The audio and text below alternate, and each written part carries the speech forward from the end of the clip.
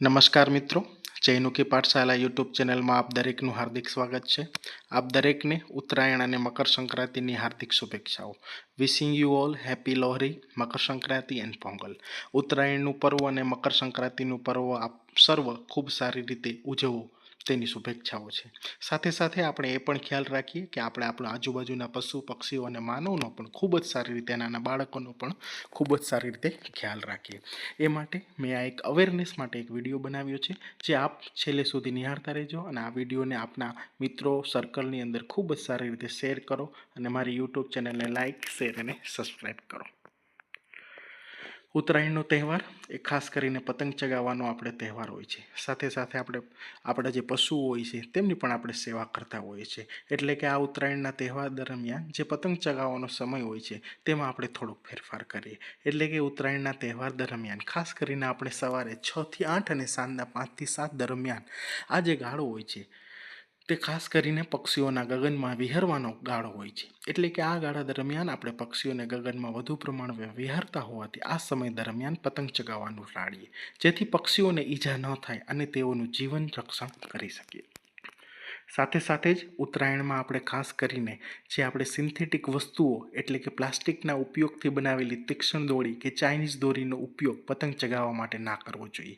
કારણ કે આ દોરીઓથી પક્ષીઓ ઘાયલ થાય છે તથા માર્ગ ઉપરથી પસાર થતા વાહન ચાલકો અને માનવ જિંદગીને પણ અસર કરે છે અને તેના કારણે માનવી ઘાયલ થાય છે. ઘણીવાર ગળું કપાઈ જાય છે અને મનુષ્ય મૃત્યુ પણ પામે છે અને આના લીધે થતા ઘાની અસર તહેવારની ઉજવણી બાદ પણ લાંબા સમય સુધી રહેતી હોય છે. આ ઉપરાંત આપણે પતંગ ચગાવવા સમયે કે પતંગ જ્યારે કપાઈ જાય ત્યારે લૂંટવાનું ટાળીએ. આ ઉપરાંત આપણે પતંગ જ્યારે ચગાવીએ છીએ ત્યારે આપણે ઢાળવાળી મકાનની છત હોય તેવા મકાન ઉપરથી પતંગ ન ચગાવીએ. પતંગ કપાઈ જાય તો આવા મકાન ઉપરથી કે છત ઉપરથી પતંગ લેવા કે પકડવા દોડીએ નહીં. આ ઉપરાંત વીજળીના તારમાં ફસાયેલ અથવા સબસ્ટેશનમાં પડેલા પતંગને પાછો મેળવવાની લાલચ ના રાખીએ, કારણ કે ઘણીવાર આના લીધે આપણે શોટ લાગે છે અને માનવનું મૃત્યુ થાય છે. આ ઉપરાંત આપણે લૂજ કપડાં ન પહેરવા અને ગીચ વિસ્તારોમાં પતંગ ચગાવવી નહીં જોઈએ. આ બાબતોની આપણે ખૂબ સારી રીતે કાળજી રાખીએ. જો આપણે આટલું કરીશું તો આપણે ઉત્તરાયણનો તહેવાર આનંદથી માણી શકવાની અને સાથે અન્ય જીવોને પણ આપણે બચાવી શકશું. આ ઉપરાંત જો તમારી આજુબાજુ કોઈ પણ પક્ષી ઘાયલ થયેલું દેખાય તો તમારે શું કરવું જોઈએ અને શું ના કરવું જોઈએ.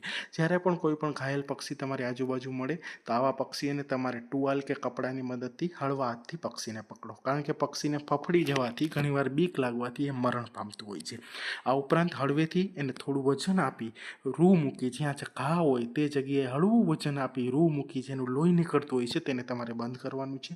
આ ઉપરાંત આપણે પક્ષીના કદથી મોટું ખોખું કે બાસ્કેટ લઈને તેમાં પક્ષીને મૂકવું જોઈએ અને આ પક્ષીને બાસ્કેટમાં જ્યાં મૂકો કે ખોખામાં મૂકો ત્યાં આજુબાજુ હવા નીકળે એ રીતે તમારે કાણા પાડવાના છે.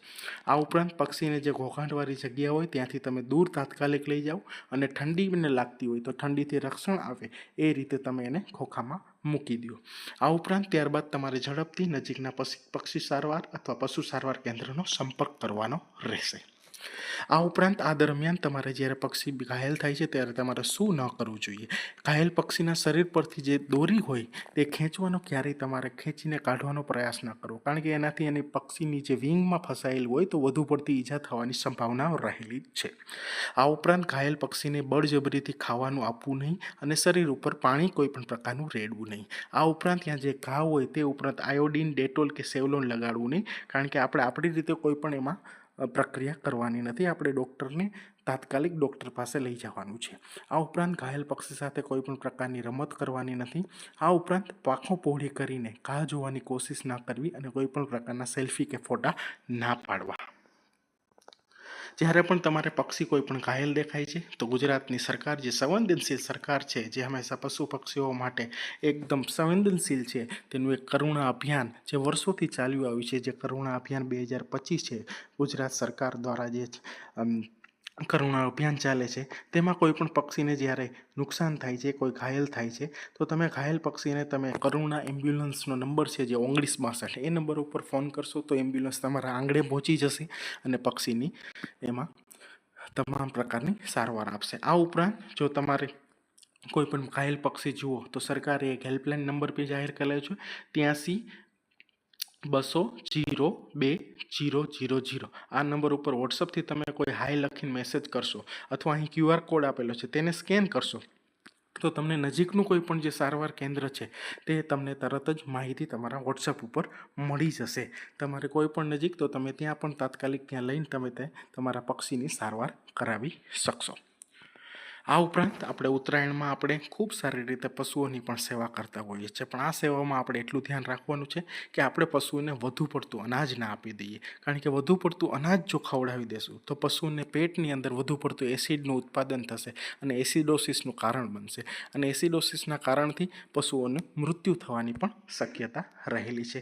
આ રીતે આપણે ઉત્તરાયણને ખૂબ સારી રીતે આપણે ઉજવીએ અને સાથે સાથે આપણે આજુબાજુના માનવો, પશુઓ અને પક્ષીઓનો પણ ખ્યાલ રાખીને ઉજવીએ. Thank you. અસ્તુ. જય હિન્દ, જય ભારત.